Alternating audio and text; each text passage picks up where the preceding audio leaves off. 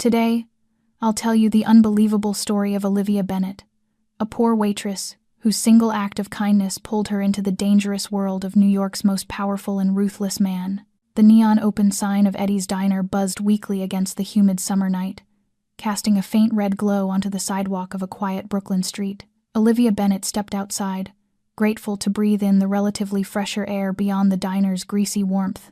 She rolled her shoulders to ease the ache from a 12-hour shift spent balancing plates and forcing smiles that never reached her eyes. At 27, Olivia had already learned that in New York City, life rarely handed out favors. Her universe was an endless loop of pre-dawn alarms, double shifts, and the persistent worry of how to stretch each dollar to cover rent for her shoebox apartment, where only a rescue cat named Biscuit and a faded family photograph kept her company. 8 years ago, she lost her parents in a car crash. They had been driving to pick her up from her college exam when a drunk driver ran the red light.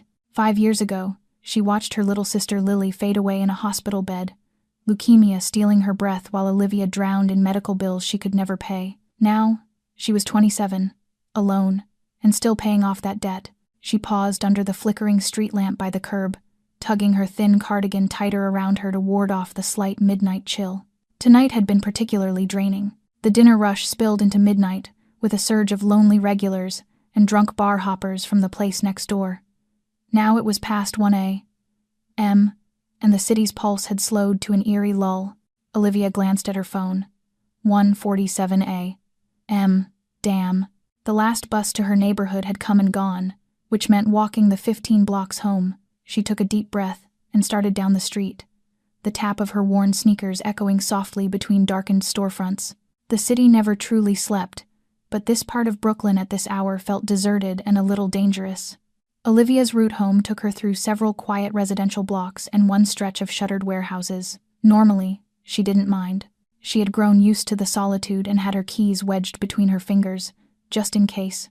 But something about this night set her on edge, a prickle at the base of her neck, an instinct telling her to stay alert. As she passed a narrow side street near an old pharmacy, Olivia heard a muffled thump followed by a faint moan. She halted mid-step. The sound had come from the mouth of the dimly lit alley just a few paces back. Her first instinct was caution.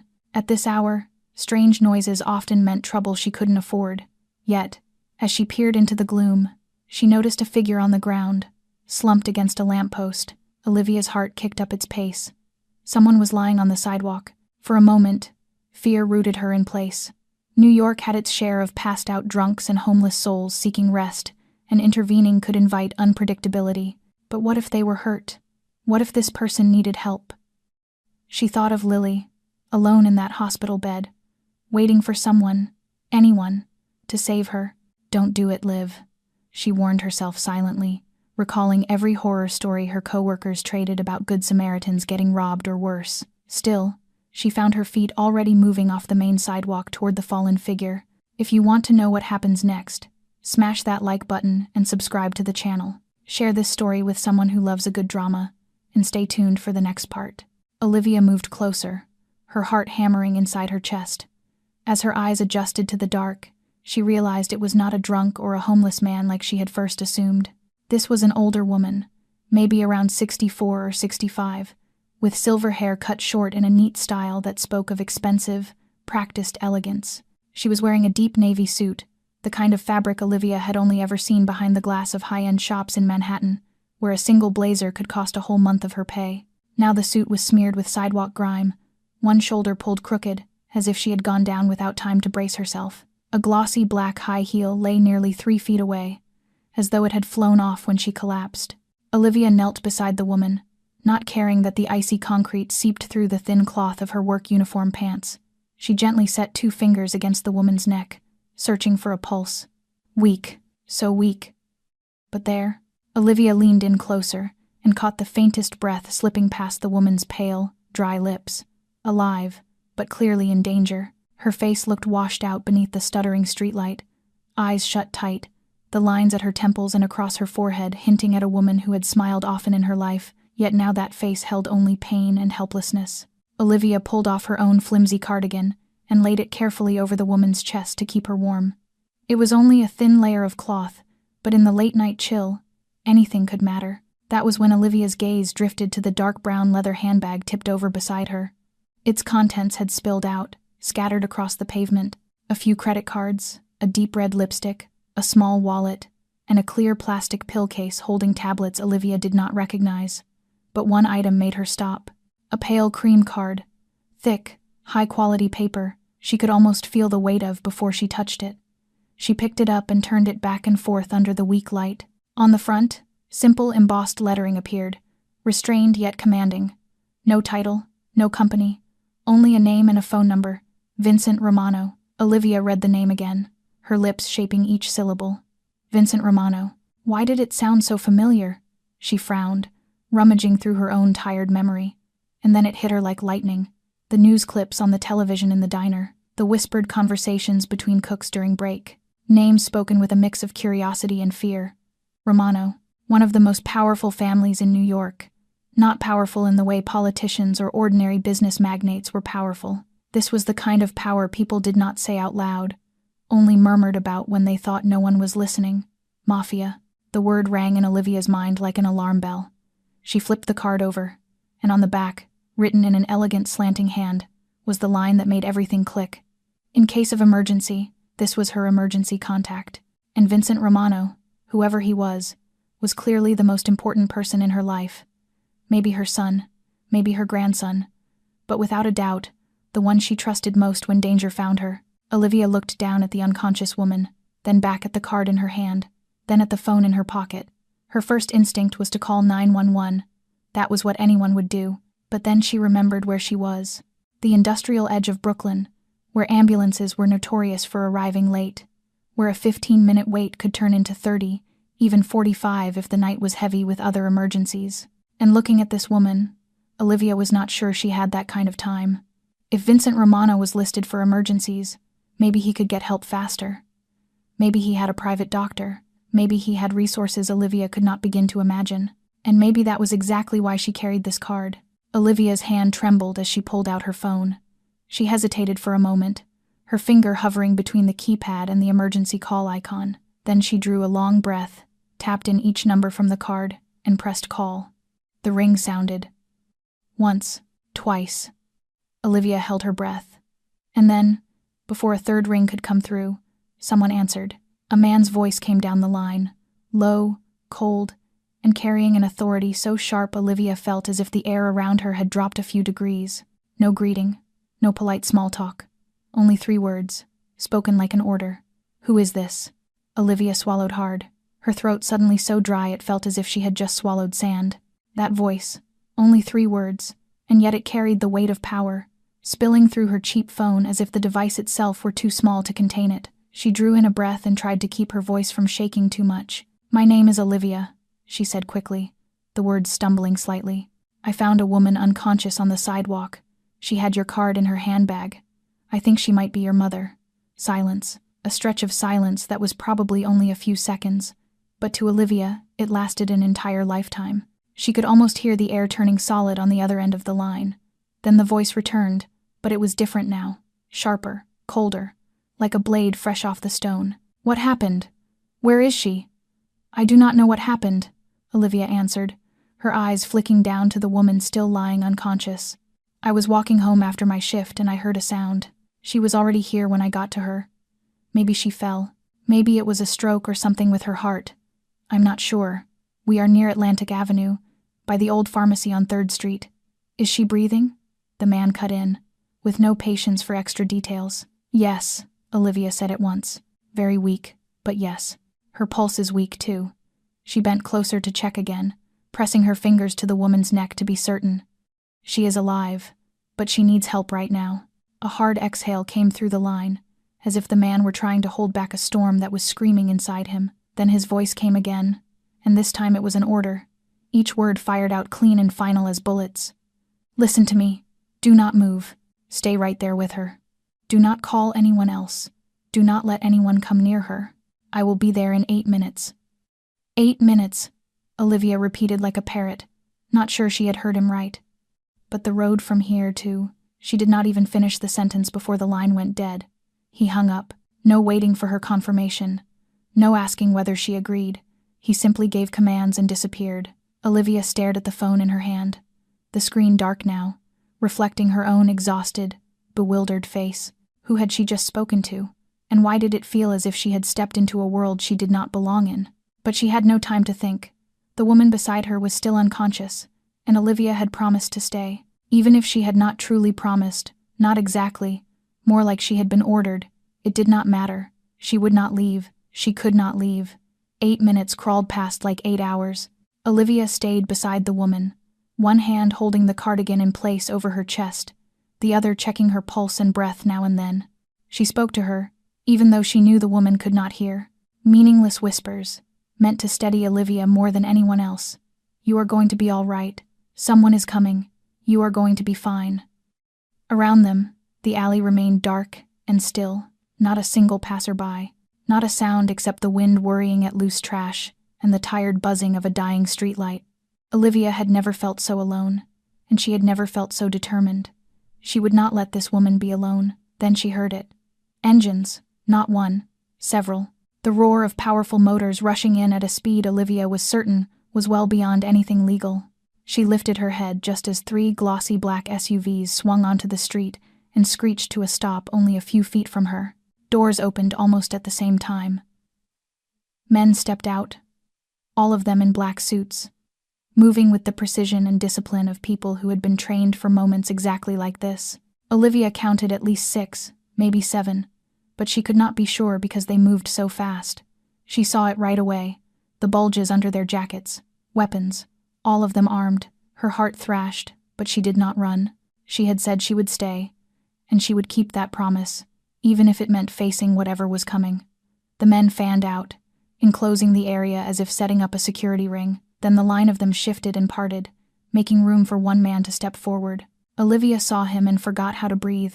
He was tall, maybe around 6'2", with broad shoulders and a body that looked carved, as if from marble. His hair was black, cut close and neat, with a few strands of silver at the temples that did not make him look older, only made him more frighteningly authoritative. But what Olivia could not look away from were his eyes.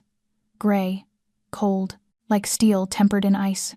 Those eyes swept the scene, taking in everything in an instant, and then they stopped on her. Only a second. A single, brief second where their gazes met. Olivia felt as though he could see straight through her, reading every secret, every fear, every hope she had ever tried to hide. Then the moment was gone. He moved quickly to the unconscious woman and dropped to one knee beside her with a speed that surprised Olivia for someone built like that. And when he spoke, Olivia almost did not recognize him as the same man from the phone.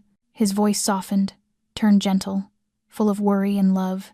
"Mama," he whispered, his hand touching the woman's cheek with care. "I am here. Mama, I am here." Another man hurried up carrying a medical bag. A doctor, Olivia guessed. A private doctor. After that, everything happened fast. The woman was examined, lifted onto a stretcher, and taken into one of the SUVs that had become a kind of moving emergency room. And through all of it, Vincent Romano, because now Olivia knew it was him, never took his eyes off his mother. Not until the vehicle carrying her pulled away. Not until the engine noise faded into the distance. Then he turned back, facing Olivia. Those cold gray eyes were fixed on her now, and Olivia knew her life would never be the same again. Vincent Romano stood there, tall and intimidating beneath the flickering streetlight, his cold gray eyes locked onto Olivia as if she were a riddle he was determined to solve. She could feel the weight of that stare pressing down on her, but she did not lower her head. She did not step back. She had faced too many ugly things in her life to be bent by a look, even the look of the most powerful man she had ever met. "Tell me," Vincent said, his voice no longer soft the way it had been with his mother, but not completely icy the way it had first sounded on the phone. "From the beginning. Do not leave out a single detail." Olivia drew a deep breath, trying to put the tangled mess of her thoughts back into order. "I work at Eddie's diner," she began, her voice trembling slightly but staying clear. "My shift ended a little after 1 in the morning. I missed the last bus, so I had to walk home. When I passed this alley, I heard a noise and someone groaning. I was going to keep walking, but then I saw her lying there." She paused, swallowing hard. Vincent did not speak. He only stood and listened, his face giving nothing away. "I checked and she was still breathing," Olivia continued. "Her pulse was weak, but it was there. I was going to call 911, but then I saw the card in her handbag, your number, and the words "in case of emergency" on the back. I thought maybe you could get here faster than an ambulance in this part of town. So I called. She finished and stood there, waiting for him to say something, waiting for him to ask more, waiting for anything other than the silence stretching between them. Vincent studied her for a long moment, those gray eyes still unreadable. Then he said something that caught Olivia completely off guard. You stayed. Olivia blinked. Excuse me? You stayed, Vincent repeated, and there was something strange in his tone that she could not quite name.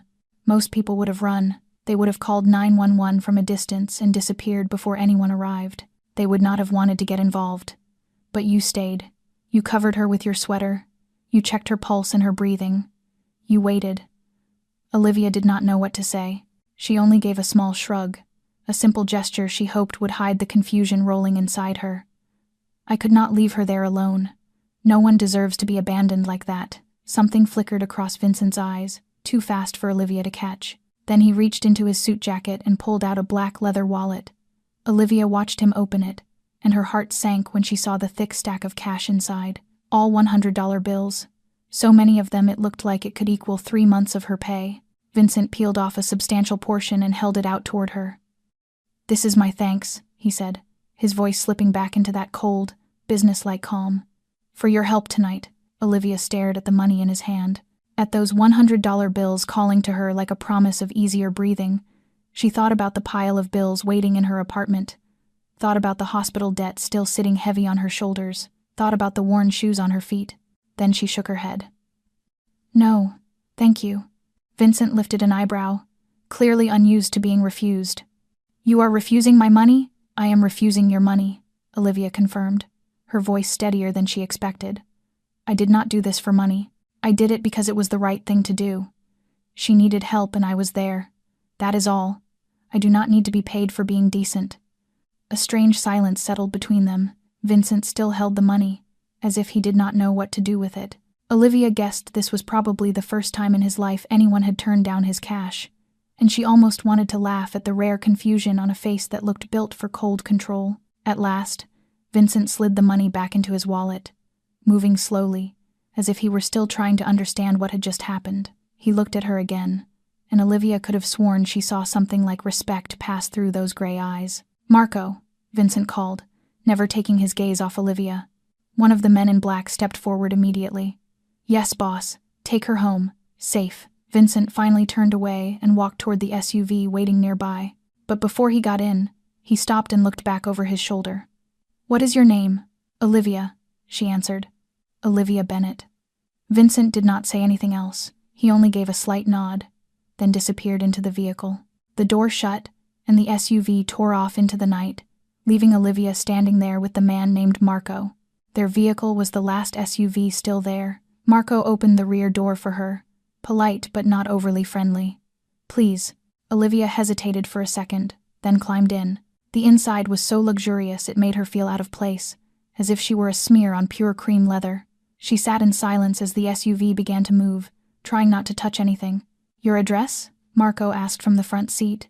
Olivia gave him her apartment address, and the vehicle glided smoothly through the late-night streets. When they were close, Marco handed her a card. Simple, only a phone number. Keep it, he said, in case you need it. Olivia took the card, not sure what to say. She only nodded and stepped out when the SUV stopped in front of her aging building. The vehicle vanished the moment her feet hit the sidewalk. Olivia's apartment was tiny and run down, but it was hers. Biscuit, the calico cat she had picked up from an alley 2 years ago, came running to greet her the second she opened the door. She scooped him up, felt the warm purr rumbling in that small chest, and suddenly everything that had happened tonight crashed over her like a wave. She sat down by the window and looked out at the empty street below. Biscuit curled in her lap. The card Marco had given her was still in her hand. What did I just step into? She whispered, not sure if she was asking herself or the cat. Miles away, in a lavish mansion, Vincent Romano sat beside his mother's bed, watching her sleep peacefully under the quiet supervision of his private doctor. But his mind was not fully there. He held his phone, and on the screen was a photograph Marco had taken before driving the girl home. Olivia Bennett, standing under the streetlight, her hair slightly messy, her eyes tired but unwavering. He stared at the photo for a long time, his thumb unconsciously brushing the screen, and for the first time in many years, Vincent Romano found himself curious about someone. 3 days had passed since that fateful night, and Olivia kept trying to convince herself that everything had gone back to normal. She still woke before dawn, still pulled on the same worn uniform, still walked to Eddie's diner, and served the familiar faces with a tired smile that was none the less real. Her life was still an endless loop of punishing shifts and too little money. But something had changed. The feeling of being watched. The first time Olivia noticed it was on the morning of the second day after it happened. She was wiping down a table near the window when her eyes drifted outside and she saw it, a glossy black SUV parked across the street, only a few dozen yards from the diner. The kind of vehicle she had seen that night, the kind Vincent Romano had stepped out of. She tried not to pay attention, telling herself it was just coincidence. New York had thousands of black SUVs. There was no reason to believe that one had anything to do with her. But the SUV was still there when she went on her lunch break, still there when her afternoon shift ended. And the next day, it appeared again. Same spot, same vehicle, or at least one that looked exactly like it. Then there was the man with the newspaper. He sat in the coffee shop across the street, his face hidden behind a copy of the New York Times, but Olivia could feel his attention as if it slipped through the paper itself. He sat there for hours, ordering nothing but a single cup of coffee, and every time Olivia glanced over, she saw the newspaper dip just slightly, as if he were watching her. "Hey, Liv." Harper's voice came from behind, making Olivia start and turn. Her red-haired coworker looked at her with an expression that was half curiosity, half teasing. "You got a stalker or a sugar daddy? What?" Olivia blinked. Harper jerked her chin toward the window. "That fancy black SUV. It has been parked there for days. And the newspaper guy across the street, too. What did you get yourself into?" "Nothing," Olivia said quickly. Maybe too quickly. "It is just a coincidence." Harper raised an eyebrow, clearly unconvinced, but she did not push. "Sure. Well, if it is a sugar daddy, remember to share. I could use one too." Olivia tried to smile, but the smile did not reach her eyes. She knew it was not coincidence. She knew who was behind it. She just did not understand why. The answer came at the end of her shift that day, in the form of a package. Eddie, the owner, brought it in through the back door with a curious look. "Someone sent this for you, Olivia," he said, setting the box on the counter.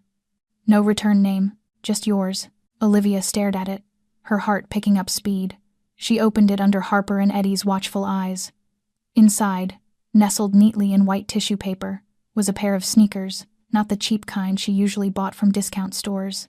These were professional running shoes, with cushioned soles and a sleek design, the kind she had only seen displayed behind glass in upscale sporting goods shops, priced at a full week of her wages. And they were her size, exactly. "Oh my God," Harper breathed, eyes wide. "Those are Nike Air Max. The expensive ones. Who sent them?" "There was no note," Olivia said, her voice calmer than she felt. No name, but in her head, everything was as clear as daylight. She remembered that night, kneeling beside the unconscious woman, remembered her own worn sneakers, the soles rubbed nearly smooth after years of use. Vincent Romano had seen them. "Harper," she said evenly, "can I borrow a pen and some paper?" 5 minutes later, Olivia stepped out of the diner with the shoebox in one hand and a small slip of paper in the other. She walked straight toward the black SUV still parked across the street, her steps steady and deliberate. She knew someone was watching. She did not care. As she got closer, she could make out the shape of someone sitting inside behind the tinted glass, but the door did not open, and no one stepped out. Olivia did not wait.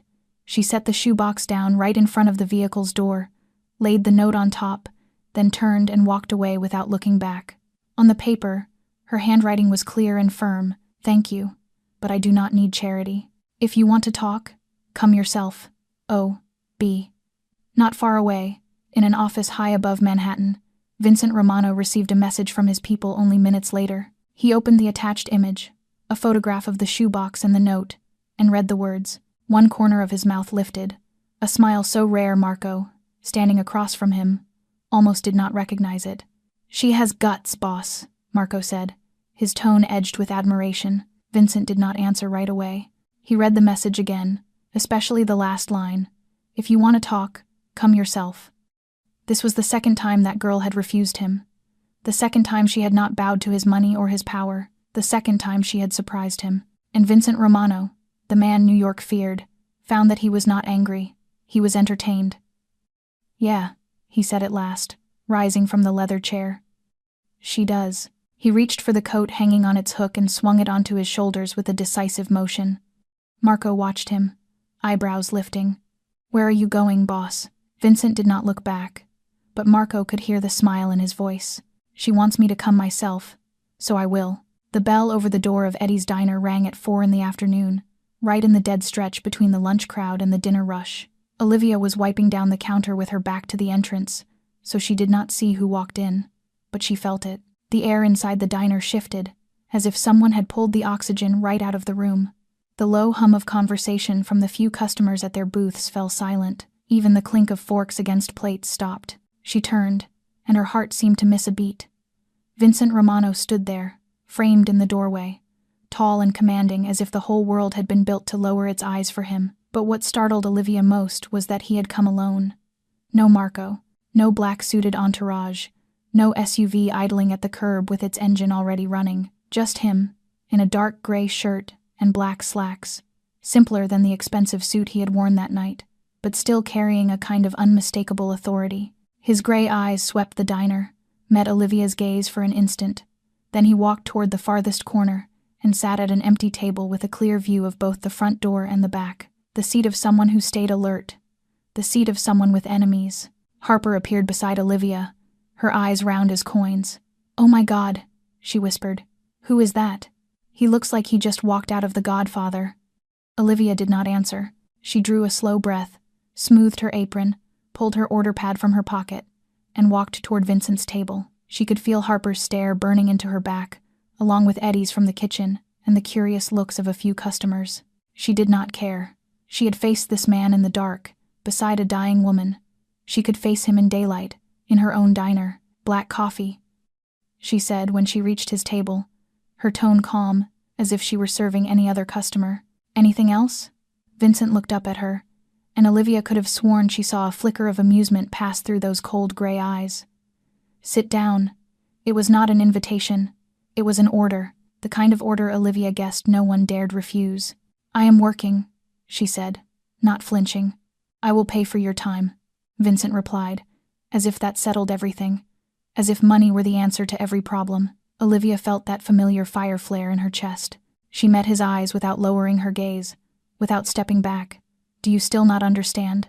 Not everything can be bought with money." A silence stretched between them. Then something unbelievable happened. Vincent Romano smiled. Not the sharp, mocking curve Olivia had seen before. Not a polite, practiced smile. A real one. The kind that deepened the lines at the corners of his eyes and softened the constant chill in his face. For a moment, he looked almost ordinary, almost not like the frightening, powerful man the entire city feared. "You are interesting, Olivia Bennett," he said, his voice lower now, warmer. "All right, no payment, but give me 5 minutes. Just 5. Olivia studied him, weighing him.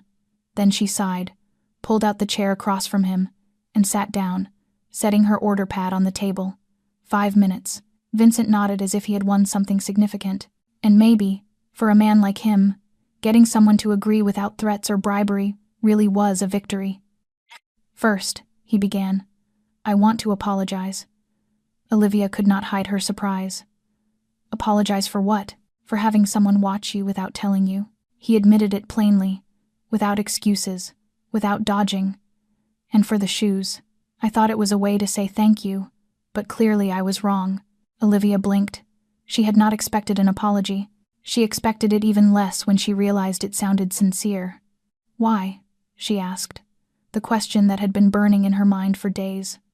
"Why are you watching me? I am just a waitress, nobody knows. I have nothing you should care about." Vincent was quiet for a moment, his gray eyes on her with something she could not read.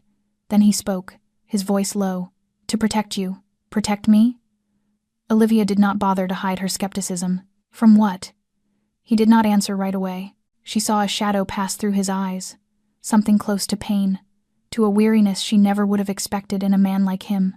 "From my world," Vincent said at last, so softly Olivia almost missed it. That answer opened more questions than it closed. But Olivia could feel this was not the moment to press.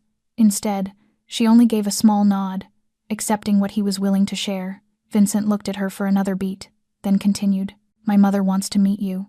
She is awake and recovering well. She wants to thank the person who saved her life. In person." Olivia felt her heart quicken. Meet his mother. Go to his home. Step into his world. Every instinct in her screamed that it was a bad idea, that she should refuse, that she should run as far as she could from this man and everything tied to him. Then she thought of the woman lying unconscious in the dark. The pale face, the shallow breath, the way Vincent had knelt beside his mother and whispered, "Mama, I am here," with a voice full of love. She might be the mother of a mafia boss, but she was still a mother, and any mother deserved the chance to say thank you if she wanted to. "All right," Olivia heard herself say, almost surprised by her own answer. "I will come, but for her, not for you." Vincent's mouth tilted, that smile returning, changing his cold face completely. "Of course," he said, a hint of dry humor in his tone. "Not unkind. For my mother, not for me. Are you free tomorrow?" The black SUV rolled to a stop in front of a massive iron gate, the kind Olivia had only ever seen in movies about the very rich. She sat in the back seat, her fingers unconsciously smoothing the small floral dress she had chosen after nearly an hour of standing in front of her meager closet. It was the nicest dress she owned, something she had bought on clearance 3 years ago for an old friend's wedding. But in this luxury vehicle, staring through the tinted glass at the ornate metalwork and the towering fence, her dress suddenly felt cheap and out of place in a way she had never felt before. The gate opened slowly, and the SUV glided inside. Olivia held her breath as the world beyond revealed itself. A stone-paved driveway curved through an enormous garden, with emerald lawns cut to perfection, rose bushes in full bloom, and ancient oak trees casting wide, protective shade. In the distance, a marble fountain sent glittering streams of water into the late afternoon light, and at the end of the drive stood the mansion. No, mansion felt too small a word. This was an Italian-style estate that looked like a private castle, with soaring columns, intricate wrought iron balconies, and a pale golden stone facade that carried an old, commanding grandeur. Olivia had seen homes like this in magazines, but she had never once imagined she would step inside one. She climbed out when Marco opened the door for her, feeling as if she were crossing into another life, one that did not belong to her. Her little floral dress, her old heels she had polished so carefully, everything about her seemed to announce she should not be here. But she was here now, and she was not the kind of woman who quit. Vincent was waiting at the front entrance, those unreadable gray eyes fixed on her, but as she drew closer, Olivia could have sworn she saw a thread of warmth pass through them. He said nothing. He only gave a small nod and offered his hand like an invitation. Olivia hesitated for a second, then placed her hand in his and let him lead her inside. The interior was even more overwhelming than the outside. Polished marble floors, paintings on the walls that Olivia guessed were antiques, crystal chandeliers casting a shimmering light, and furniture that looked like a single chair might cost more than her entire apartment. Yet for all that luxury, the space did not feel cold or distant. Family photographs sat on the mantel. A half-finished knitted throw lay draped over an armchair. The air held the scent of fresh flowers, and something faintly sweet, like pastries cooling somewhere nearby. This was a home, not just a grand house. They moved down a hallway and stopped at a room with its door open wide. Inside, seated in a velvet armchair beside a large window, was the woman Olivia had found in the dark. Catherine Romano looked nothing like she had that night. The pallor and weakness were gone. She wore an elegant cream knit outfit, her silver hair brushed neatly into place, and her blue eyes brightened the moment she saw Olivia. "There she is," Catherine said, her voice warm and full of affection. "Olivia, is it? Come here, sweetheart." She rose to her feet, and to Olivia's surprise, she stepped forward and wrapped her in a hug as if they had known each other for years. There was no pride, no cool distance of someone born into a higher world, only the honest warmth of a mother, of a woman. "Thank you," Catherine said, taking Olivia's hands and holding them tight. "Thank you for saving my life. Vincent told me everything. You stayed when anyone else would have walked away. You made the call. You covered me with your sweater. If it had not been for you, I might not have survived that night." Olivia felt her throat tighten. "I only did what anyone would do." "Not everyone would," Catherine said, shaking her head, her eyes shining with something like understanding. "I have lived long enough to know that. You are a special girl, Olivia, They sat together on the sofa, and Catherine had someone bring in tea and cakes. Vincent disappeared somewhere, leaving the two women alone, and Olivia found she could breathe easier without those gray eyes on her. Catherine asked about her job, her life, and then about her family. That question made Olivia go still for a moment. "I do not have any family left," she said softly, though the pain still showed through. "My parents died in a car accident 8 years ago. They were driving to pick me up after my college entrance exam, when a drunk driver ran a red light. My mother died at the scene. My father died on the way to the hospital." Catherine laid her hand over Olivia's, saying nothing, only listening. "And I had a little sister," Olivia went on, her voice trembling. "Lily. She died 5 years ago. Leukemia. I did everything I could, but I did not have enough money for her treatment. I am still paying the hospital bills even now." Tears spilled out before she could stop them, and Olivia wiped at her face quickly, ashamed to cry in front of someone who was almost a stranger. But Catherine did not let her feel ashamed. She pulled Olivia into her arms and held her the way a mother holds a daughter. "I understand," she whispered. "I understand that kind of pain. I lost a son, too. Luca, Vincent's younger brother. He was only 25 when he died." Olivia lifted her head and looked into Catherine's blue eyes and saw the same ache she saw in the mirror every day. Two women, one rich and one poor, one older and one younger, yet tied together by the same wound no money or power could ever heal. They sat there in silence, hand in hand, quiet tears falling. And in the doorway, standing in the dim hallway shadow, Vincent Romano watched the scene in front of him. He had meant to step in and check on them, but he stopped when he saw his mother holding Olivia. He heard the story of her parents, of her sister. He watched the tears track down her cheeks, and something in him shifted. The coldness in his gray eyes eased, the constant tension in his face loosened. And for the first time in many years, Vincent Romano felt something other than duty, power, and anger. He felt concern. She was getting closer to his world, but danger was getting closer too. Catherine did not let Olivia leave right after that tear-soaked conversation. She held Olivia's hand, her blue eyes bright with the kind of determination only a mother can carry, the kind that does not accept no. "You have to stay for dinner with me. I will not take no for an answer." It was a command, not an invitation, and somehow Olivia could not find the will to refuse. Maybe it was the warmth in Catherine's voice. Maybe it was because it had been too long since anyone had invited her to a meal as a guest instead of as the one serving it. Or maybe it was simple curiosity, a need to understand this world, this family, this man who kept watching her from the edges with eyes she still could not read. Dinner was served in a smaller room, warmer and more intimate than the grand banquet hall Olivia had glimpsed in the hallway. A classic oak table was laid with a spotless white cloth, a crystal chandelier cast gentle light overhead, and the scent of old family Italian cooking rose from delicate porcelain plates. Only 3 people sat down, Catherine at the head of the table, Olivia and Vincent facing each other on either side, close enough that Olivia could feel his presence like an invisible pull, as if the air itself bent slightly toward him. "This is my grandmother's recipe," Catherine said as a server set down a plate of handmade pasta with fresh tomato sauce and basil. She brought it from Sicily when she immigrated here more than 70 years ago. Vincent loved this dish the most when he was a boy. He could eat 3 plates in one sitting. "Mom!" Vincent warned, but Catherine ignored him. She was in what Olivia recognized as storytelling mode, and nothing could stop her once she started. "Do you know, Olivia," Catherine went on, her eyes sparkling with mischief. "When he was little, Vincent wanted to be an architect. He used to draw the most beautiful buildings. I still have some of his sketches. He had real talent." Olivia could not hide her curiosity and glanced at Vincent. "An architect?" she asked, surprise coloring her voice. "You? She is exaggerating," Vincent said stiffly, but Olivia noticed a faint flush rise on his cheekbones. Vincent Romano, the most powerful Mafia boss in New York, was embarrassed. It was not something she ever imagined she would witness.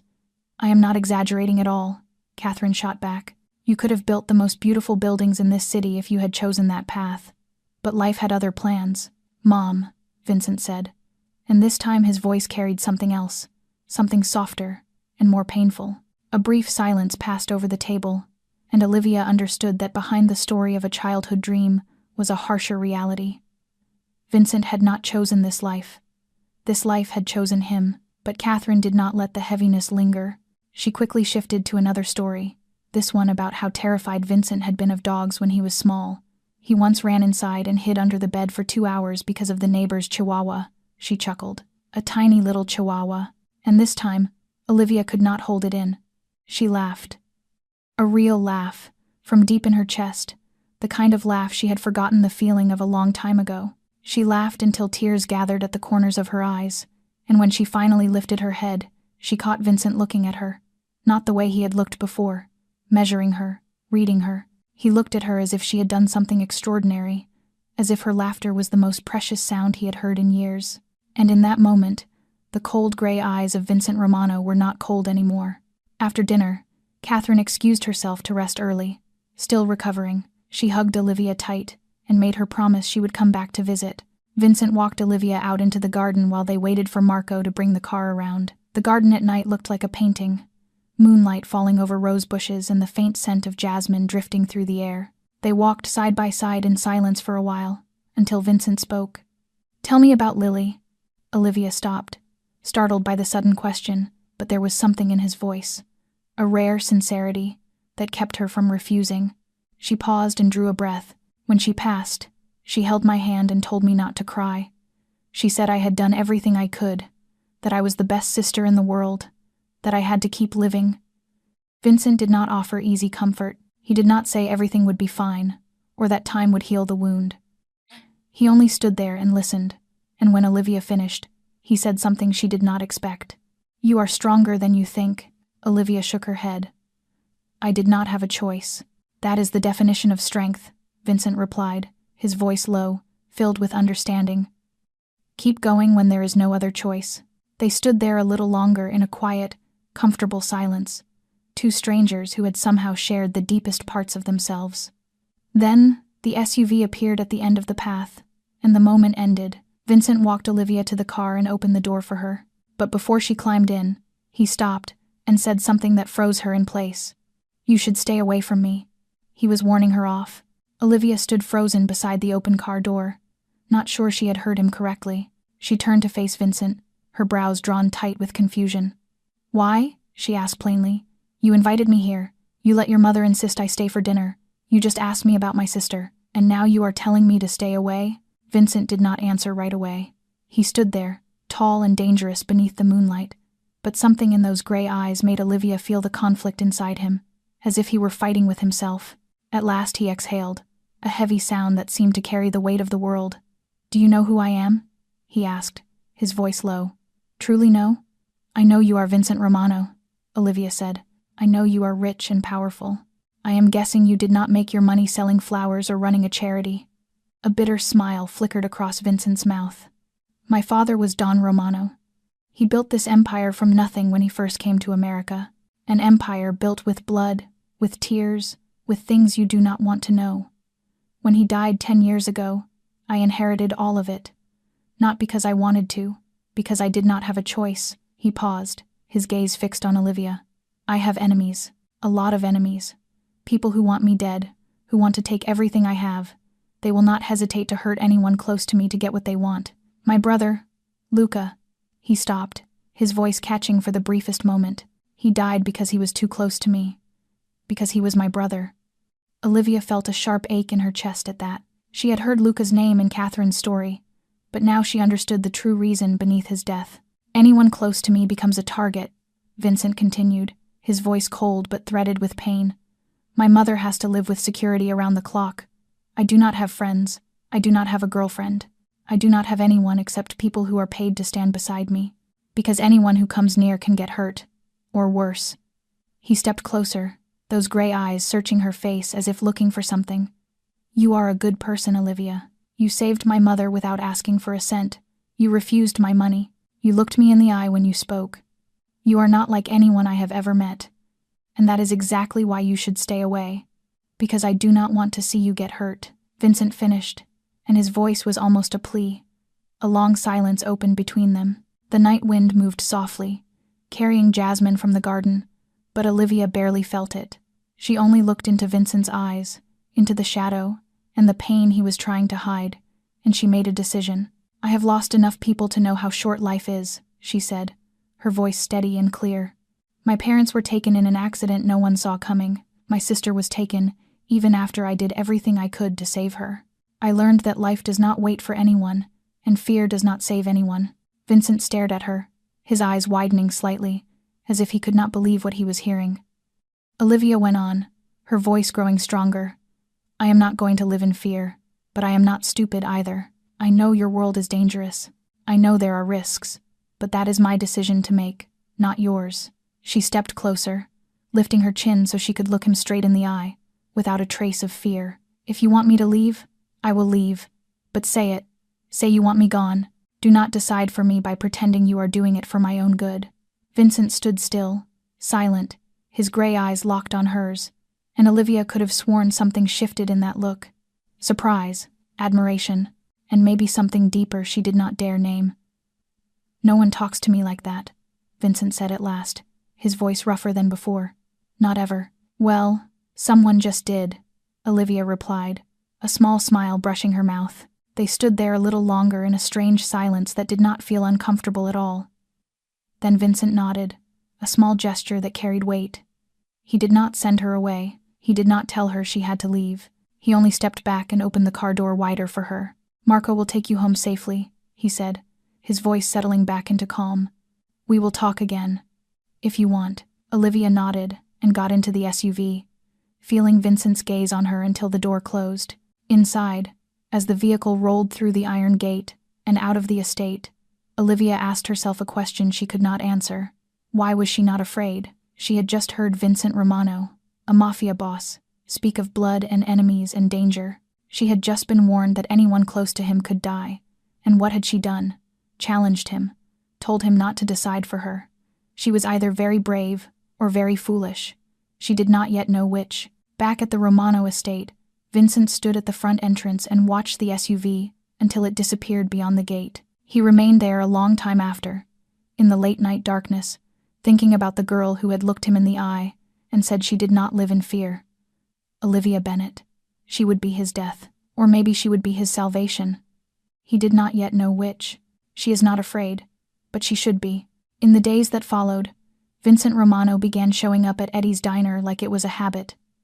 Not every day, but often enough that Olivia started to notice the pattern.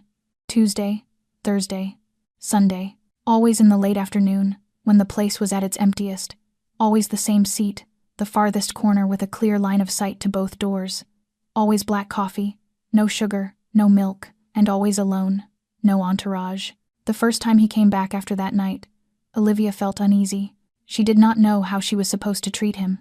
Like an ordinary customer, like a Mafia boss, like a man who had warned her to stay away and then appeared anyway, as if the warning had never existed. But Vincent did not ask for anything special. He sat there reading the paper or working on a slim laptop, sipping his coffee and bothering no one. Sometimes, when Olivia passed by, he would lift his head and give a small nod of greeting. That was all. Slowly, Olivia's unease softened into acceptance. She got used to seeing the black SUV parked outside on certain days, used to brewing a cup of black coffee and setting it on the corner table before he even had to order, used to feeling those gray eyes follow her as she moved between tables, no longer frightening, no longer unsettling, almost like a familiar presence. Then acceptance became something else. Olivia began to look forward to the days he came. She began to feel disappointed when she glanced out the window and did not see that familiar black SUV. She began to notice that she brushed her hair more carefully on Tuesday mornings, on Thursday mornings, on Sundays. She did not want to admit it, but it happened anyway. Their conversations started to last longer. At first it was only a few quick exchanges when she brought his coffee or cleared his table, but when the diner was quiet, when there were not many customers left to serve, Olivia found herself standing by his table for an extra moment, then sitting for a moment, then talking. Vincent asked her about her day, not the empty small talk people offered without caring about the answer. He asked, and he listened. He truly listened. He remembered the little details she mentioned, that Harper was fighting with her boyfriend, that Eddie's back was hurting and he needed rest, that her cat Biscuit refused to eat the new food. And each time he brought up those details again, checking in with genuine concern, Olivia felt something warm spread through her chest.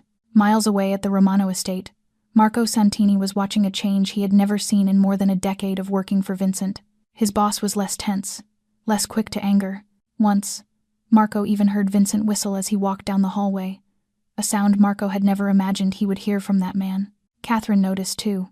One evening, when Vincent came to visit her room, she looked at her son with the eyes of a mother who missed nothing. "You have feelings for her," she said.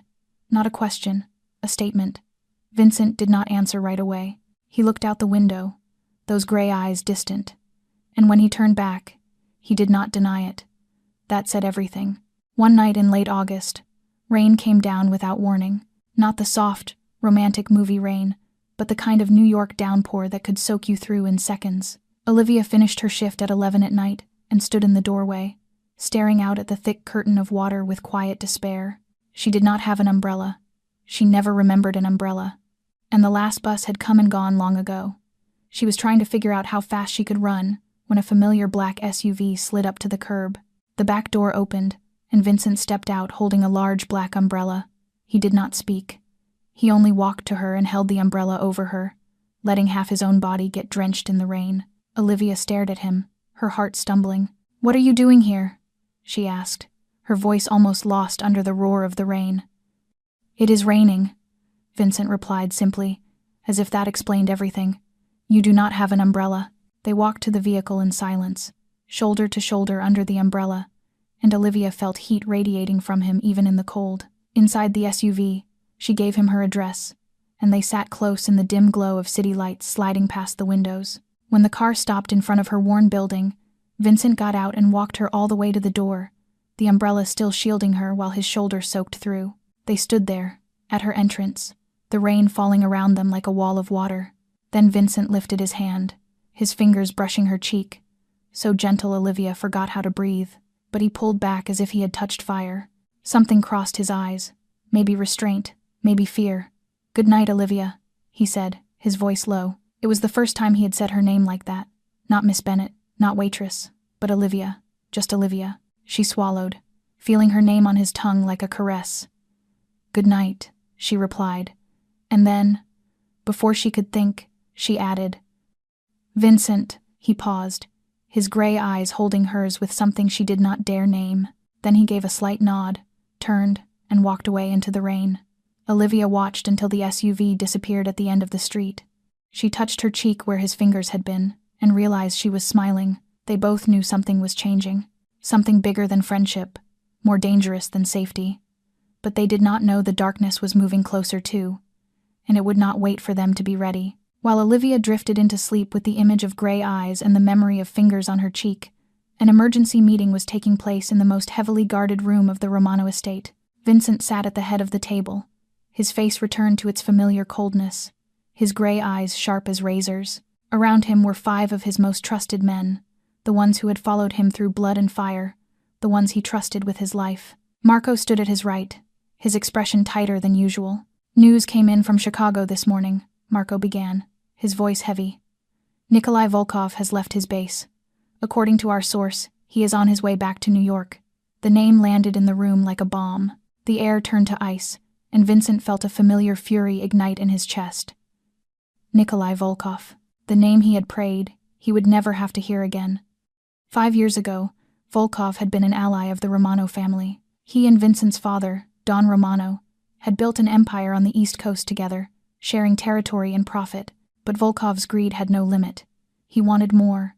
He wanted everything, and when Vincent's father refused to give in, Volkov betrayed them. He sent men to plant a bomb in Luca's car, Vincent's brother, when the young man, only 25, was on his way to meet a friend. The blast left nothing but ash and pain. Vincent had taken revenge. He destroyed everything Volkov had built in New York, burned his businesses to the ground, and took down his men one by one. He drove Volkov out of the city like a rabid dog, stripped of everything except his life.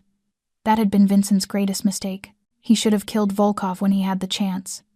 But Catherine had begged him to stop. "Enough blood," she had said. "Do not let hatred turn you into a monster." And Vincent had listened to his mother. 5 years. 5 years of Volkov hiding in Chicago, licking his wounds and rebuilding his strength. And now he was coming back. "What does he want?" Vincent asked, his voice cold as ice. Marco hesitated for a beat, then placed an envelope on the table. "This is what our source intercepted. Volkov is gathering information about your weakness, Vincent frowned, took the envelope, and opened it. Inside was a thin file and a photograph. The moment he saw the photograph, everything in him went still. Olivia, standing in front of Eddie's diner, holding a drink tray, that tired but honest smile on her mouth. The photo had been taken from a distance, at an angle, clearly by someone watching her without her knowing. Vincent gripped the photograph, his fingers tightening until the knuckles blanched. For a moment, it was as if the room had been emptied of air. The men around the table exchanged uneasy looks, realizing they had never seen their boss react like this to anything. "Since when?" Vincent asked, his tone so even it was frightening. "We are not sure," Marco replied. "Maybe a few weeks. The source says Volkov had someone watching her since the papers ran the story about Mrs. Catherine being saved." A wave of anger rolled through Vincent's chest, but he forced it down. Anger would not help now. He needed to think. He needed to plan. He needed to protect her. "Increase her protection," he ordered, his voice decisive. "Around the clock. Do not let her go anywhere alone, but keep it discreet. She cannot know." Marco nodded. "And Volkov. We need to find him before he moves. Do whatever it takes to learn where he is, what he is doing, who he is meeting. I want every step he takes." Vincent looked down at the photograph again, and in that instant, his gray eyes were not cold. They burned with something primitive and dangerous. "If he touches her," Vincent said, his voice barely above a breath, "I will not make the same mistake as last time." Hundreds of miles away, in a dark room on the outskirts of Chicago, Nikolai Volkov sat in a leather armchair, the only light coming from the fire burning in the fireplace. He was a man of about 45, blonde hair gone pale with age, a hard angled face marked by a long scar running from his temple down to his cheekbone, a souvenir from his war with Vincent 5 years earlier. In his hand was a photograph identical to the one Vincent had just seen. Olivia Bennett, outside Eddie's diner, unaware she was being watched by the most dangerous enemies of her life. Volkov studied the picture with a slow, poisonous smile. "So the great Vincent Romano finally has a weakness," he said, his voice thick with a Russian accent. "A poor waitress." "How interesting." Dmitry Kozlov, his most loyal enforcer, stood in the shadows near the door. He was a large man, with eyes as cold as a snake, and hands that had strangled more lives than anyone cared to count. "What do you want us to do?" Dmitry asked. "Take her now." Volkov shook his head slowly, the smile on his mouth widening. "No, not yet. Let him fall deeper first. Let him love her. Let her become the air he breathes. Then we will take her away. And then he will know what it feels like to lose the most precious thing. The way I lost everything because of him." He looked at the photograph for a long moment, his thumb stroking Olivia's face like a dark promise. Then, with a slow, deliberate motion, he tore the photo in half. The sound of ripping paper cut through the silence like a death sentence. Olivia started to sense something was wrong on a Wednesday afternoon, when a strange man walked into Eddie's diner. He did not look like the usual customers. He did not order food. He did not take a seat. He only stood in the doorway, his cold eyes sweeping the room like he was searching for something. Then his gaze stopped on Olivia. She was behind the counter, coffee pot in hand, and she felt that stare like a strip of ice sliding down her spine. He looked at her for 10 seconds, his face blank, then turned and walked out without a word. The bell over the door rattled, and he vanished into the sidewalk crowd as if he had never existed. Olivia stood there, her heartbeat speeding up, trying to convince herself he was just a weird stranger. New York had plenty of those. There was nothing to worry about, but she could not shake the growing unease in her gut. That night, when she reached her apartment, she found the trash cans outside her door had been torn apart. Garbage bags ripped open, their contents scattered everywhere. The building manager said it was probably stray cats or someone digging for bottles to cash in, but Olivia knew that was not it. She had lived there for 3 years and had never seen anything like this. Over the next few days, the feeling of being watched sharpened, not the kind she had gotten used to from Vincent's people, the distant presence that never felt threatening. This was different, darker, more dangerous. She felt unseen eyes on her when she walked home, felt a shadow slip away at the corner when she turned her head, felt a danger she could not see, but knew was real. On the 3rd day, when Vincent came to the diner as he always did, Olivia could not keep quiet anymore. She waited until the place was nearly empty, then walked straight to his table and sat down across from him. Vincent looked up, his gray eyes softening when he saw her, but the faint curve of his mouth died the moment he saw the seriousness in her face. "Something is happening," she said bluntly, without easing into it. "There is something you are keeping from me." Vincent did not answer right away. He looked at her, and Olivia saw a shadow pass through those gray eyes, a shadow she had never seen there before. "Why do you think that?" he asked carefully. "Because a strange man walked into the diner, stared at me, and left. Because someone went through the trash outside my apartment. Because I feel like I am being followed in a way that is completely different than before, not by your people, by someone else." A heavy silence stretched between them. Olivia could see Vincent fighting with himself, jaw clenched, fingers tapping lightly against the tabletop. He did not want to tell her, but he could not lie to her either. Finally, he exhaled and leaned forward, lowering his voice until only she could hear. "An old enemy of mine is coming back. His name is Nikolai Volkov." Olivia listened as Vincent explained, his voice steady but threaded with pain. "About Volkov and the betrayal 5 years ago. About Luka, his brother, 25 when he was killed by a bomb planted in his car. About how Vincent had driven Volkov out of New York, but had not killed him. About how Volkov was returning now, looking for revenge. And about how he had discovered Olivia. He knows about you," Vincent finished, his voice tight as if something were squeezing it. "He knows you matter to me, and he will use that." Olivia sat there, taking in everything she had just heard. Her heart beat fast, but not purely from fear. Part of her wanted to get up and run as far away from all of this as she could.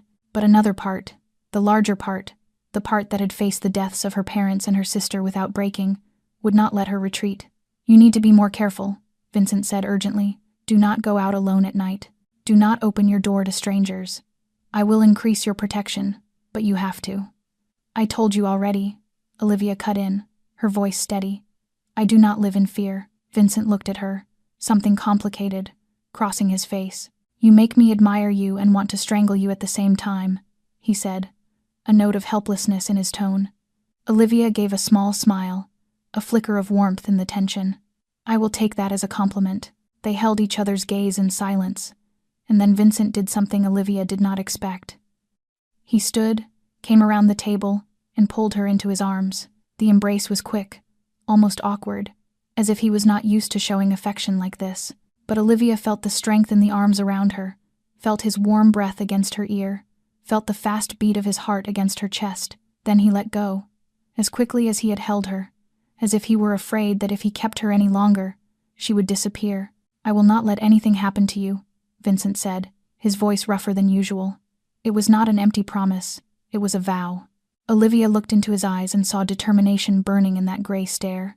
She nodded, saying nothing, but somehow she believed him, even though she knew there were promises that not even the most powerful man could keep.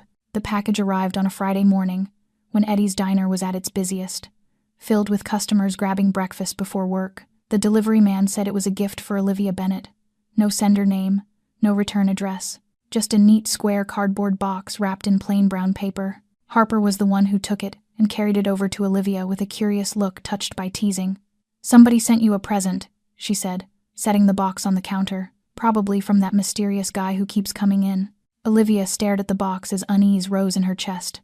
She was not expecting a gift from anyone, and after what Vincent had told her a few days earlier, anything out of the ordinary made her tense. But she did not want to scare Harper for no reason, so she picked up the box, felt how strangely light it was, and slowly peeled away the wrapping. Inside was an ordinary white box. She lifted the lid, and the world around her seemed to freeze. Inside, resting on a layer of cloth as red as blood, was a doll, a porcelain doll with blonde hair and blue eyes, the kind children played with.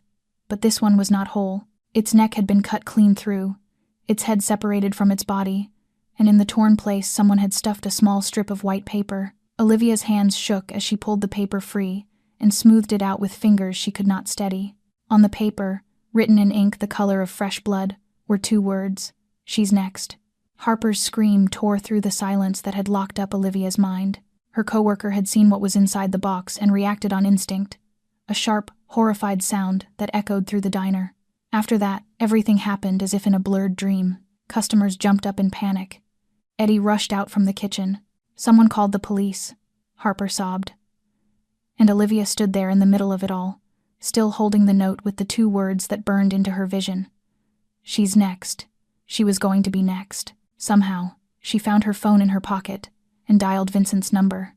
Her voice shook when she spoke, but she got the words out. She told him about the package, about the doll, about the note. On the other end of the line, silence held for a breathless moment. Then Vincent spoke, his voice ice cold. "Do not go anywhere.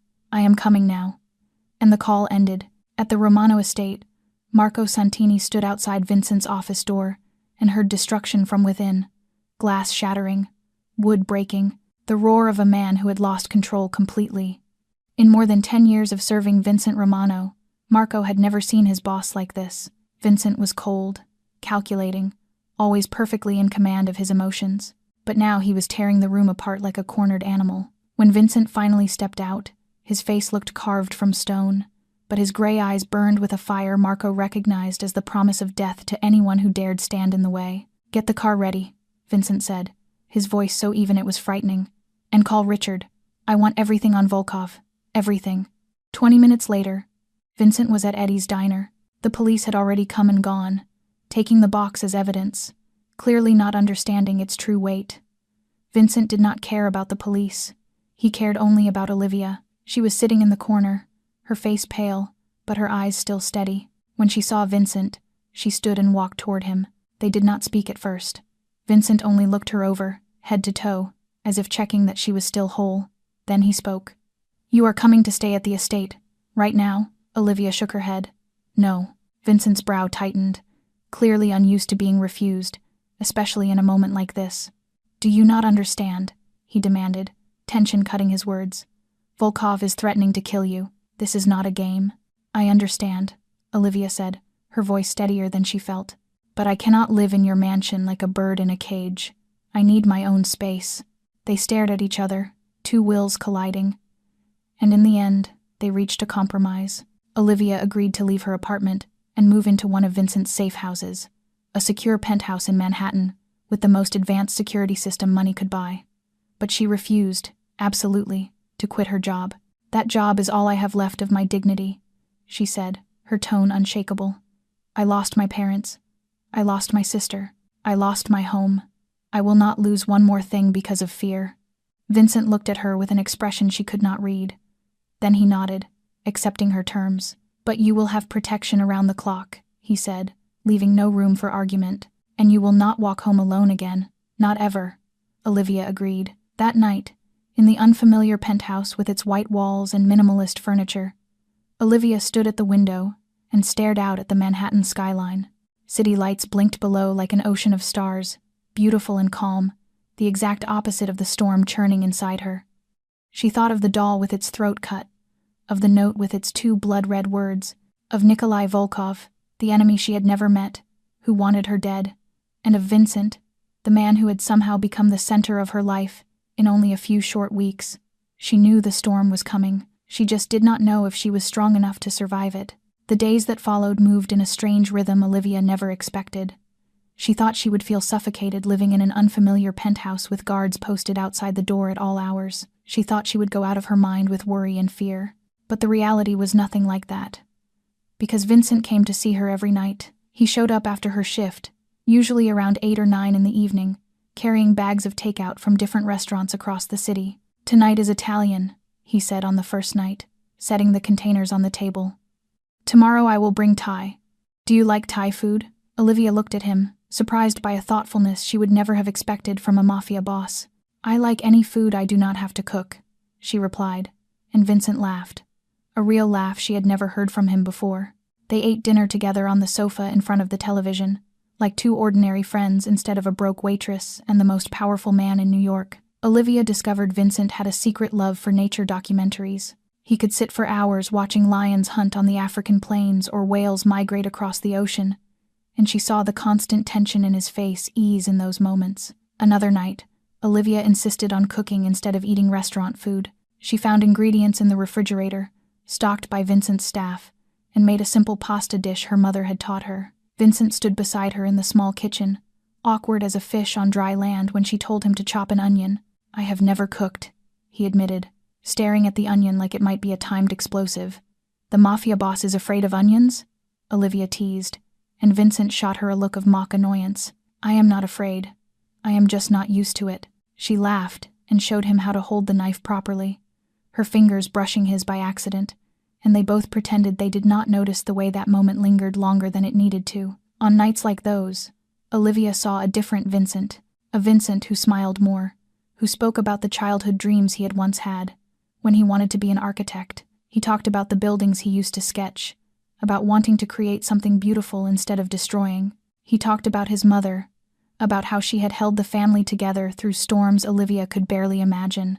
And one night, with the city lights blinking beyond the windows and the two of them sitting close on the sofa after dinner, Vincent spoke about Luca. He did not want anything to do with the family business. He wanted to be a doctor. Olivia did not speak. She only placed her hand over his, a small gesture that carried more meaning than words. "I was not there to protect him," Vincent went on, his voice catching. "I was in a meeting. A damn meeting about money and territory. I will not make that mistake again." Olivia squeezed his hand, feeling the grief gnawing at him from the inside. "You cannot control everything," she said softly. "You can only do your best." Vincent shook his head, gray eyes dark. My best was not enough for him. They sat in silence. And then Olivia did something she had not planned. She leaned in and rested her head on his shoulder. A quiet intimacy she did not know she had the courage for until it was already happening. Vincent went still for a beat, then relaxed, one arm settling lightly against her back. They stayed that way for a long time. And when Olivia lifted her head, Vincent's face was only inches from hers. His gray eyes looked down at her, no longer cold, but filled with something she did not dare name. She felt his warm breath against her cheek, saw his gaze drift to her mouth, and then return to her eyes. Her heart raced. He leaned toward her, and she closed her eyes. Then Vincent's phone vibrated, shattering the moment like a bucket of cold water. He pulled back, drew out his phone, and looked at the screen. Instantly, the softness in his face vanished, replaced by the familiar, hard calm. "What?" Olivia asked, her heart still pounding from the moment that had been stolen. "Volkov," Vincent said, standing up fast. "He just hit one of my businesses. I have to go." He moved quickly toward the door, but stopped before opening it. He turned back to her, his gray eyes full of worry. "Lock the door. Do not open it for anyone except Marco. Do you understand?" Olivia nodded, her throat suddenly dry. Then he left, the door closing behind him, leaving her alone in the quiet penthouse. Olivia stood there, staring at the shut door, and a bad feeling slid down her spine. She did not know why, but she had the sense that something terrible was about to happen. The next morning, when the first sunlight slid through the penthouse windows, Olivia woke with a decision already formed in the night. She needed to go back to her old apartment, not for clothes or personal items, things that could be replaced, but for the only family photograph she still had, the one taken of all four of them in the last summer before the accident, and Lily's silver bracelet, the final birthday gift Olivia had given her sister before the illness turned truly cruel. Those could not be replaced. They were everything she had left of her family. Vincent had been gone since the night before and still had not returned. Buried in the attack Volkov had launched against one of his businesses. Olivia called Marco, who was waiting downstairs in the lobby, and told him what she needed. Marco hesitated. "I should check with the boss first," he said over the phone. Olivia understood his caution, but she also knew Vincent had bigger problems right now. "Just 15 minutes, she insisted. "In, grab it, out. You will be with me the whole time." A silence stretched, then Marco exhaled. "All right, but we do it fast." They reached Olivia's building within 20 minutes. The familiar alley, the old stairs, the damp, sour smell that always lived in the place. Everything looked normal, too normal. Marco went first, one hand resting near the gun hidden under his jacket, his eyes sweeping the hallway like a hawk. He unlocked the apartment, stepped inside to check, then motioned for Olivia to follow. She crossed the threshold, her gaze searching for the shelf where she kept the family photo. And that was when everything happened. A dark shape lunged out of the bedroom, then another from the bathroom. Marco reacted with the speed of a man trained for violence, drawing his gun and firing 2 shots in quick succession. The attackers fell, but not fast enough. One of them managed to fire back, the bullet punching through Marco's shoulder and making him stagger. Olivia screamed, instinct telling her to run, but her feet felt glued to the floor. She saw Marco trying to force himself upright, blood blooming through his shirt, his eyes still searching for her, still trying to protect her. But he did not see the third man, the one coming up behind Olivia. She only felt a cold breath at the back of her neck before a brutal blow crashed down on her head. The world spun, then slid into darkness. When Olivia came to, the first thing she felt was pain. Pain in her head where she had been struck. Pain in her wrists where rough rope bit into her skin. Pain in her mouth where she could taste blood. She blinked, trying to focus through the dizziness. This was not her apartment. This was an abandoned warehouse, with gray concrete walls, weak light from a few bare bulbs hanging loose from the ceiling, and the stale smell of damp mixed with machine oil. She was sitting on a wooden chair, hands tied behind her back, ankles bound to the chair legs. No movement, no escape. Then she heard footsteps, slow, deliberate, coming from the darkness in front of her. A man stepped into the light, and Olivia knew who he was, even though she had never met him. Nikolai Volkov, about 45, blonde hair gone silver at the edges, a hard-angled face marked by a long scar running from his temple down his cheek. He wore an expensive gray suit, as if he were headed to a business meeting, instead of standing over a kidnapped woman. And he smiled, a polite smile so smooth it was terrifying. "Miss Bennett," he said, his voice thick with a Russian accent, but his English flawless. "I have heard so much about you." Olivia said nothing. She only looked straight into his eyes with every scrap of courage she could gather. He was in no hurry. He pulled another chair close, placed it in front of her only a few feet away, and sat down as comfortably as if he were in his own living room. "Do you know why you are here?" he asked, tilting his head as if studying something interesting. Olivia swallowed, her throat dry. "Because you want revenge on Vincent." Volkov laughed, a real laugh, as if she had said something genuinely funny. "Smart. I like smart women." He leaned forward, elbows on his knees, those cold eyes locking onto hers. "But this is not only revenge, Miss Bennett. This is justice. Vincent Romano took everything from me. Now I will take what matters most to him." He paused, the smile widening. "And that, it seems, is you." Olivia felt ice slide down her spine, but she did not let fear show on her face. She had faced death before. She had watched it steal her parents and her sister.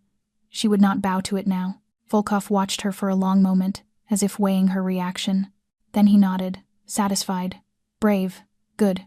That will make this game more interesting." He leaned back, crossed one leg over the other, relaxed as if settling in for a long conversation. "Now," he said gently, like he was inviting her to tea, "tell me about Vincent Romano." Volkov sat across from Olivia with the patience of a predator who knew his prey had nowhere to run. He studied her the way someone studies a work of art, head tilted slightly to one side, that smile never leaving his mouth. "So," he began, his tone gentle, like he was catching up with an old friend. "How did you and Vincent meet? I heard you saved his mother. How romantic. A poor waitress and a powerful mafia boss, like a fairy tale." Olivia did not answer.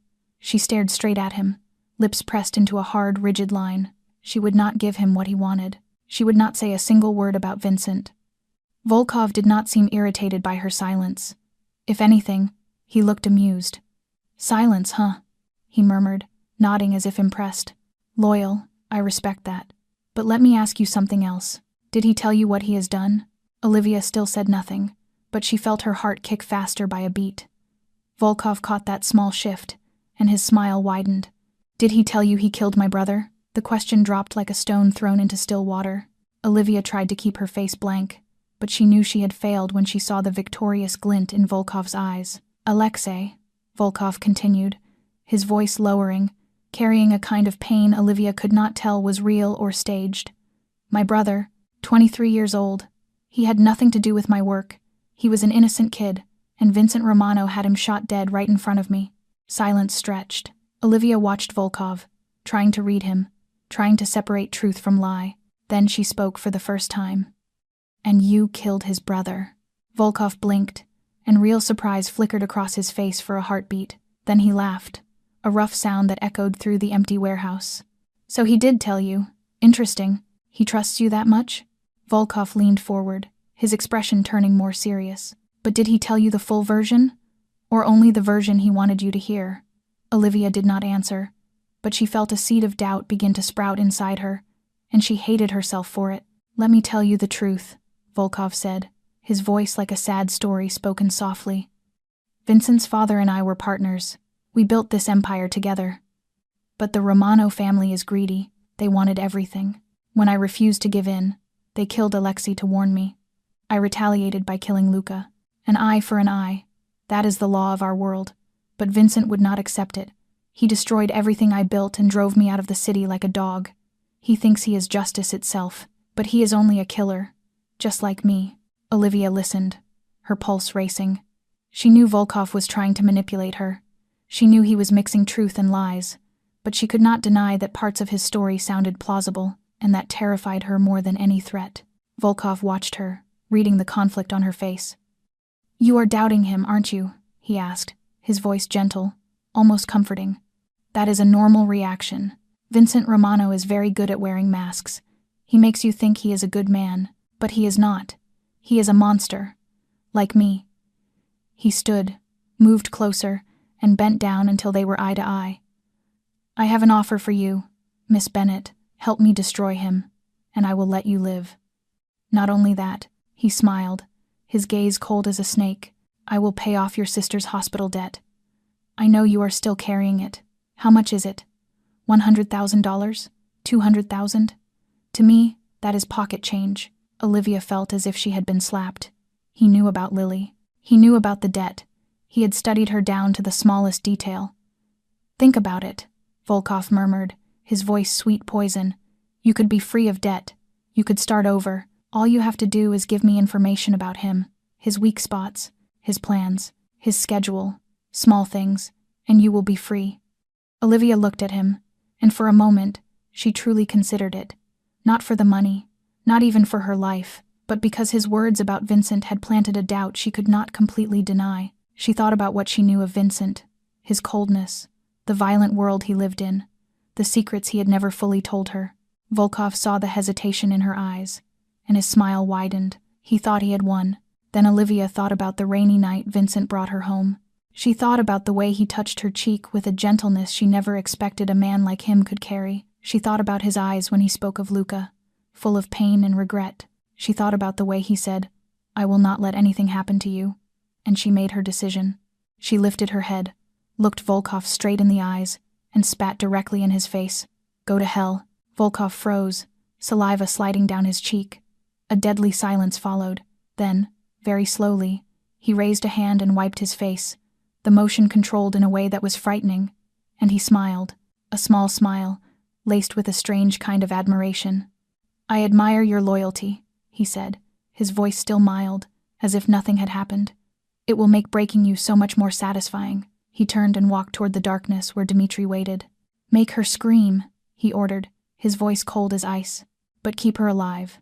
We need her for the call." Vincent was in the middle of an emergency meeting with his inner circle when his phone vibrated. He glanced at the screen and saw the hospital number. A chill slid down his spine before he even answered. "This is Mount Sinai Hospital," a professional female voice said. "We have a patient named Marco Santini, brought into the emergency department with a gunshot wound. He asked us to contact this number." Vincent shot to his feet, the chair scraping back and hitting the wall with a sharp thud. Everyone in the room went silent, watching him with unease. "Where is the girl who was with him?" Vincent demanded, his voice tight as if someone had a hand around his throat. A pause on the other end. "We have no information about anyone else. Mr. Santini was found alone in an apartment in Brooklyn." Vincent ended the call and turned to his men. "To the hospital." Now. They reached Mount Sinai in 15 minutes, a new record for crossing Manhattan during rush hour. Vincent stormed into the emergency area, his eyes scanning bed after bed until he found Marco. Marco lay there with white bandages wrapped around his shoulder, already soaked with blood, his face pale but still conscious. When he saw Vincent, Marco's eyes filled with grief and guilt. "Boss," he whispered. "I am sorry. I am sorry." "Where is she?" Vincent asked, even though he already knew. Marco closed his eyes. A single tear slid down his cheek. "They took her. I tried. I dropped 2 of them, but there was a third. I did not see him." "Boss, she is gone." Vincent stood there in silence, as if time had stopped. The world around him blurred. The noise of the hospital faded into distance, and all he could hear was his own heart hammering inside his chest. Then he turned and walked out. The guards followed, but no one dared speak. They recognized that expression. They had seen it once before, on the day Luca died. Back at the estate, Vincent went straight into his office and slammed the door. 1 second of silence, then glass shattered, wood cracked, books hit the floor. The roar of a man coming apart from the inside. Vincent destroyed everything within reach. The desk lamp, the picture frame, the liquor cabinet, the computer monitor. He did not feel the pain when glass cut into his hands. He did not feel anything except the rage and terror swallowing him whole. Olivia. She was gone. She was in Volkov's hands, and it was his fault. He had promised to protect her. He had sworn nothing would happen to her, and he had failed. Again, just like he had failed Luca. He was shouting Volkov's name when the phone rang again. A video call from an unknown number. Vincent stopped, breathing hard, his hand shaking as he hit accept, and his heart broke when the image appeared on the screen. Olivia, tied to a chair, her face bruised, her lips split and bleeding, one eye swollen shut, but her head was still lifted, her gaze fixed on the camera with a look that refused to bend. Even like this, she would not bow. Volkov's voice came from off-screen. "Vincent Romano, long time no see. She is pretty. I see why you like her. If you dare." "Dare what?" Volkov cut in, his tone dripping with mockery. "Kill me? You had that chance 5 years ago, and you did not take it. Now I have what you want, and you will do what I say." Volkov stepped into frame, standing beside Olivia, one hand settling on her shoulder like he owned her. "Here is my demand. You will leave New York. Forever. You will hand over all your territory to me, and you will kneel and apologize to me in person, in front of everyone. You have 24 hours. Vincent ground his teeth, his jaw clenched so hard it ached. "And if I refuse?" Volkov smiled, a smile cold as winter. "Then I will send her back to you, piece by piece." On the screen, Olivia moved. She shook her head, a small motion but unmistakable. She was telling him, do not agree. Do not sacrifice everything for me." And Vincent looked into her eyes, saw the courage and the selflessness in that bruised, swollen gaze, and he knew what he would do. "I will do what you ask," he said, his voice flat. But if a single hair on her head, the call cut out, the screen went black. Vincent stood in silence, the phone still locked in his fist, staring into nothing. And that was when Catherine walked in. She had heard and came immediately. She took in the ruined room, saw her son standing in the wreckage with blood on his hands and emptiness on his face. She crossed to him and wrapped him in her arms the way she had when he was a frightened boy. "What will you do?" she asked softly. In his mother's embrace, for the first time in many years, Vincent felt like he could fall apart. But he did not have the right to fall apart. Not now. Not when Olivia needed him. "Anything," he whispered, barely audible. "I will do anything to bring her home." Vincent had no intention of surrendering. Not truly.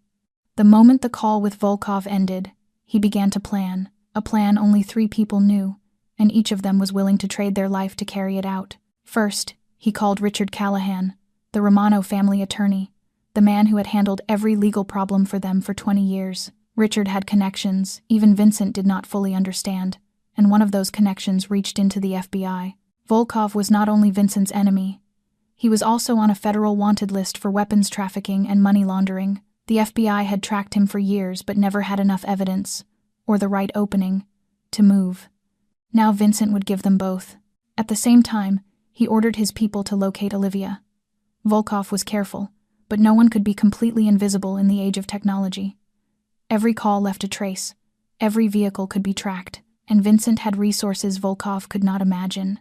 Within 12 hours, they had identified the warehouse where Olivia was being held, an abandoned industrial zone on the outskirts of New Jersey, about 45 minutes from Manhattan by car. In that warehouse, Olivia was living through the darkest hours of her life. Dmitri did as Volkov ordered, torturing her to make her scream, so Vincent could hear it through the phone if Volkov decided to call again.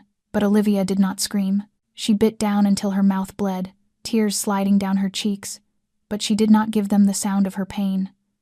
Dmitri stood in front of her, breathing hard with anger and exhaustion. He had hit her, slapped her, done everything Volkov allowed without killing her.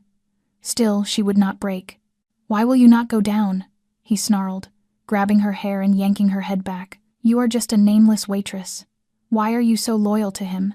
Olivia looked at him, her eyes swollen but still burning with a fire that would not die.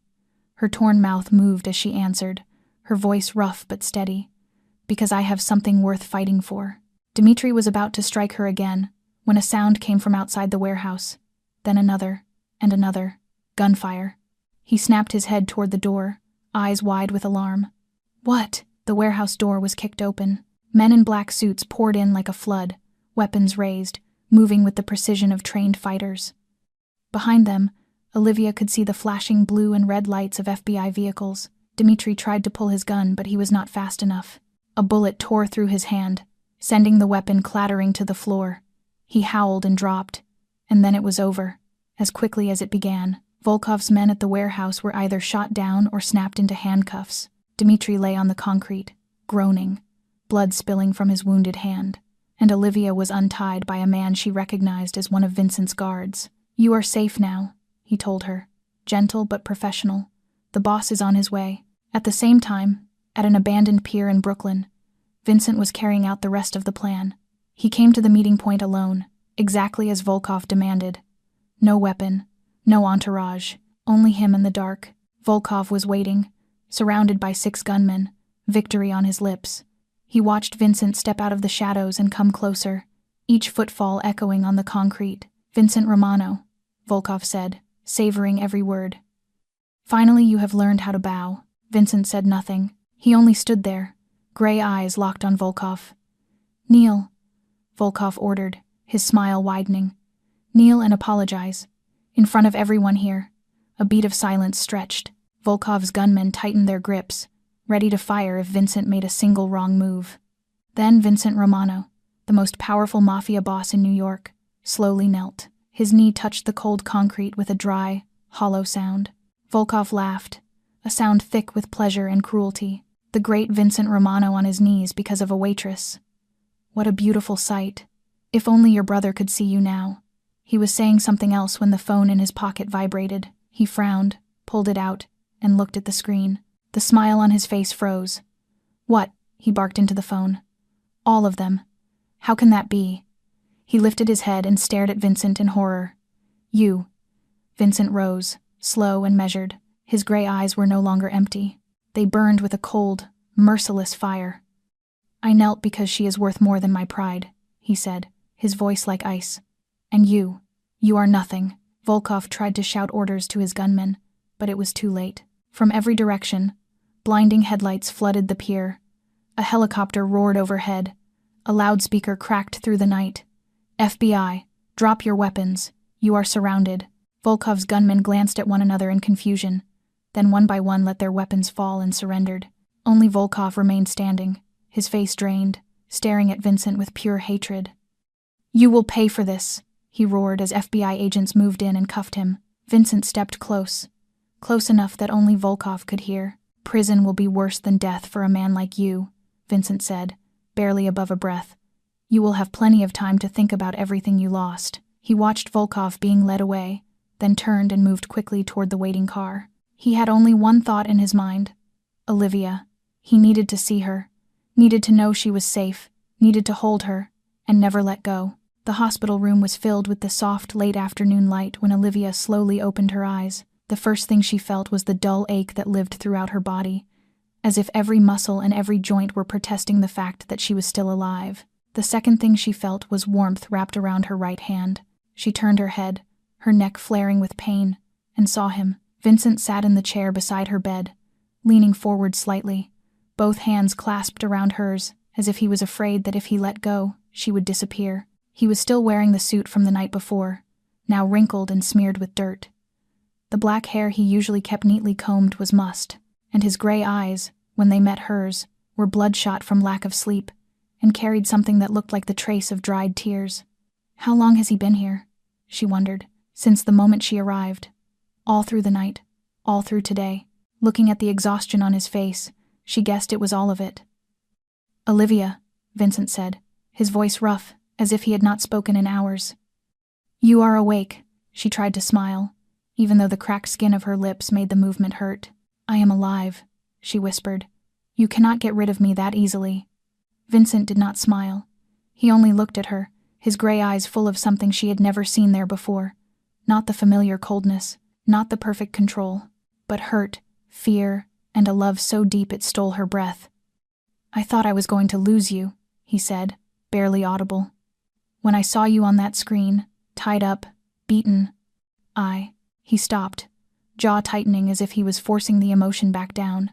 Olivia watched him, and a shard of memory from that video call flashed in her mind. She remembered Volkov giving orders. She remembered Vincent on the screen, his face gone pale. She remembered shaking her head, trying to tell him not to agree. And she remembered what he had done. "You knelt," she said. Not a question, but an acknowledgement. "For me." Vincent nodded without hesitation. "I would do it again. 1,000 times if I had to." Tears rose at the corners of Olivia's eyes, slid down her cheeks, and soaked into the pillow. She shook her head, her throat tightening. "I do not deserve." "What are you saying?" Vincent cut in, his voice suddenly strong. "You do not deserve it. Olivia, you are the most deserving person I have ever met. You saved my mother without asking for a cent. You refused my money. You looked Volkov in the eye and spat in his face when he made his offer. You did not break when they hurt you. You are the strongest, bravest, best person I have ever known. And you are telling me you do not deserve." He lifted a hand and gently wiped the tears from her cheek, careful around the bruises. "You deserve everything," he said, his voice softening, "and I will spend the rest of my life proving that, if you will let me." Olivia looked into his eyes, saw the honesty there, unmistakable, in eyes that had once been cold as steel but were warm as fire now, and she knew that whatever came next, she wanted to face it with him. "I want to leave it all," Vincent said, as if he had read her thoughts. "The empire, the blood, the guilt, all of it. I almost lost you, and in that moment I realized nothing is worth that. No territory, no power, nothing." Olivia stared at him, shocked. "Are you sure? That is your whole life?" "No." Vincent shook his head, tightening his grip on her hand. "It is a life I was forced to live. You are my life now." He told her about his plan, handing control to the men he trusted, the ones who could run everything without violence, focusing on the legitimate businesses the Romano family had built over the years, stepping out of the darkness and into the light. "And one more thing," he added, his voice gentler. "I want to start a charitable foundation, to fund research and support for blood cancer patients, in Lily's name, and Luca's."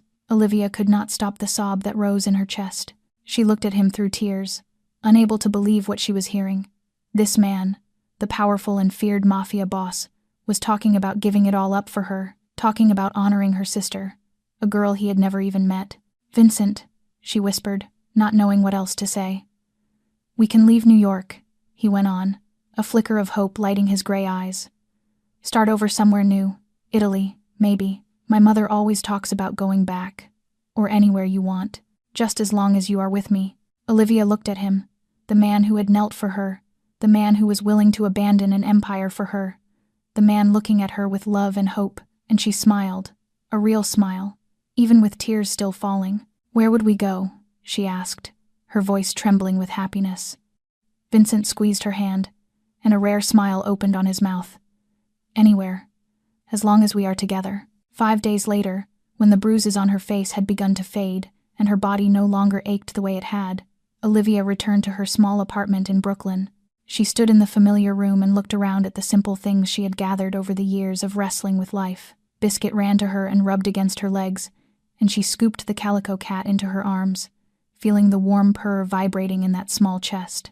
She had asked Harper to care for Biscuit during the days she was in the hospital, and the cat seemed to understand something had happened, because he would not leave her side. Sunset light streamed through the window when a knock came at the door. Olivia opened it and found Vincent standing there, but this was a different Vincent from the man she had first met in the dark not so long ago. He was not wearing an expensive 3-piece suit. There was no crew of men in black suits behind him, only a simple brown leather jacket, jeans, and gray eyes looking at her with a tenderness he usually kept hidden. He looked ordinary, almost like a normal man, and somehow, that made him more handsome than ever in her eyes. For the first moment they did not speak. They only stood there, looking at each other, as if trying to memorize every line of the other's face. Then Vincent stepped forward, and Olivia stepped into his arms like that was where she had always belonged. They held each other for a long time, right there in front of the small apartment, not caring who might see. Olivia felt the steady beat of Vincent's heart under the jacket, felt his warm breath in her hair, and she knew this was where she wanted to stay forever. They sat down on the small sofa in the living room, hand in hand, shoulder to shoulder. Biscuit hopped into Olivia's lap and curled up to sleep, as if accepting Vincent's presence. Vincent told her about his plan. Everything had been arranged. Power had been transferred. The legitimate businesses had been separated from the darker operations. The charitable foundation in Lily's and Luca's names had been established, and he had bought a small villa in Tuscany, where his mother would live once everything in New York was finished. "I want you to come with me," Vincent said, his voice gentle, but full of hope. "But I will not force you. If you want to stay here, I will understand. I will wait, no matter how long it takes." Olivia looked around her apartment, the place she had lived for 3 years, where she had cried alone on nights when she missed Lily, where she had worked herself to exhaustion just to keep paying down debt. Then she looked back at Vincent, at those gray eyes waiting for her answer. "My life is here," she began slowly, "and there is nothing left. My family is gone. All I have is a job and an apartment I have never truly called home." She paused and lifted a hand to Vincent's cheek, feeling the warmth of his skin beneath her palm.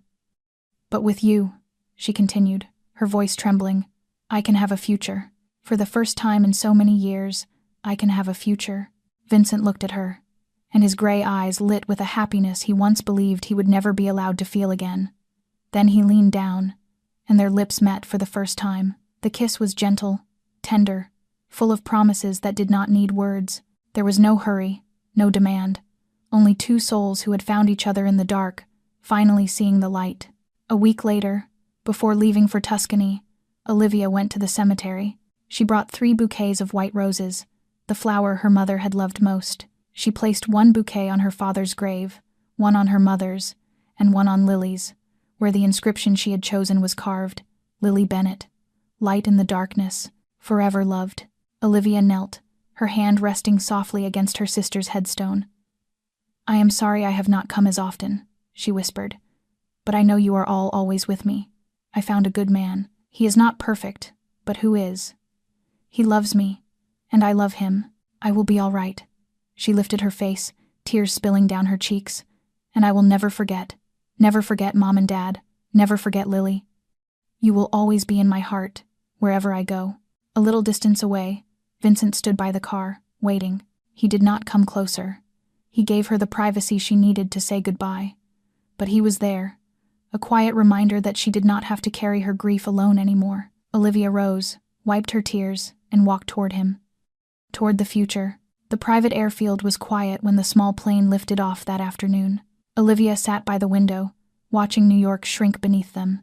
The skyscrapers became tiny blocks. The Hudson became a ribbon of silver winding through the land. Then everything vanished behind a layer of white cloud. Vincent took her hand, their fingers weaving together as if they had been made for this. "No regrets?"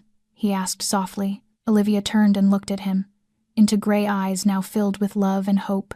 "Not a single one," she answered, smiling, and she meant it.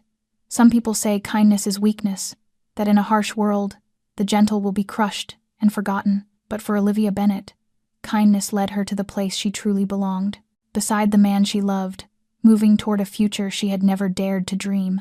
Sometimes the most unexpected roads bring us exactly where we need to be, and sometimes one small act of kindness, like stopping to help a stranger in the dark, can change an entire life. The lesson this story wants to leave behind is to hold on to your kind heart, no matter how hard life becomes. Kindness is not weakness. It is the greatest strength a person can have.